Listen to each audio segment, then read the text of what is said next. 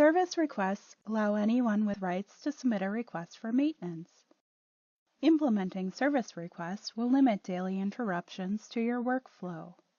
Unless production is down or there's a life or death situation, if someone approaches you regarding a service request, you should ask the person to fill out a service request via the portal. The service request process will stop you from being diverted from what you were assigned to do initially.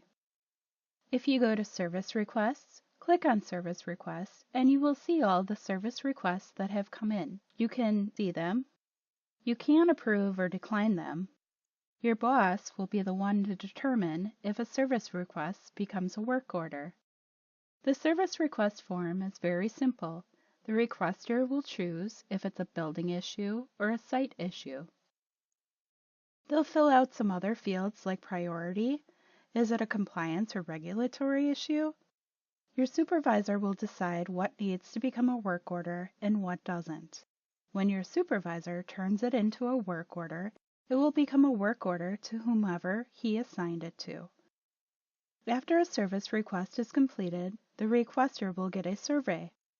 This is not going to rate you. It's to figure out how it can work more effectively with the people that are asking you to do work. It gives the user or the customer a chance to tell us how we're doing.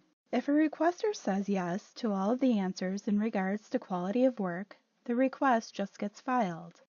If there is one no on the survey, the DFMs get notified that somebody said no to the quality of work on the service request.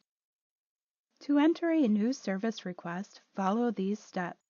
1. From the Proteus MMX login screen, click the Create a New Service Request link. 2. Enter the necessary fields on the Details screen. Note: if you have sufficient rights, you can also 3.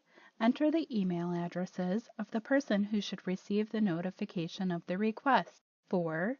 Enter any attachment, text, movie, sound, etc. to files to request. 5. When the service request is complete, click the Submit button. You will receive the following message: Service request was completed successfully.